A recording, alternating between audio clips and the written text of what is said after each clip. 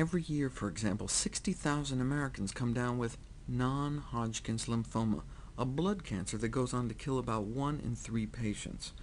There's been a significant rise in incidence in past decades, and no one really knows why. Some have suspected exposure to the bovine leukemia virus, which infects the majority of herds in this country and can cause similar tumors in cattle.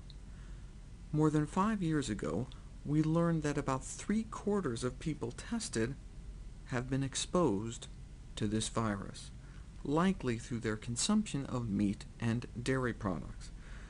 The risk may extend beyond those just eating animal products, though. The viral contamination of meat in general can give people who handle fresh meat for a living unpleasant conditions, with names like contagious pustular dermatitis.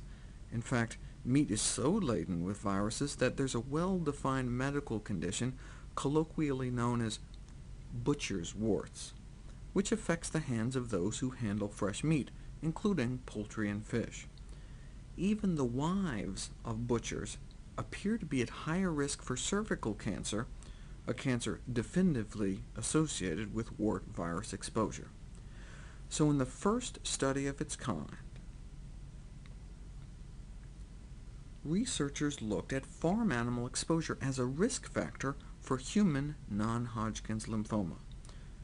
To be fair, though, there's also feline leukemia virus, and a child is likely to have more intimate contact with their family cat or dog or other pets than with livestock.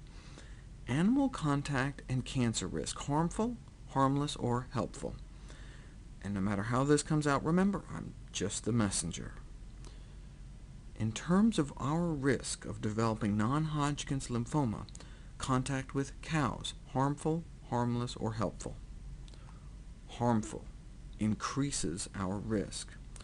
What about pig contact? Harmful, harmless, or helpful? Same as cattle, harmful, increases our risk. What about having a cat, or 3 like we do? Do cats increase our cancer risk, do nothing to our cancer risk, or maybe having cats is even protective against cancer? What do you think? It turns out cats are protective against cancer. In fact, even if you don't live with a cat now, but did in the past, you seem to be protected against developing lymphoma. All right, now for you dog people. Canine companionship, now or in the past, harmful, harmless, or helpful? Good boy. And finally, what about other companion animals like corn-loving hamsters, rodents in the house? Increased risk, no risk, or decreased risk? Decreased risk.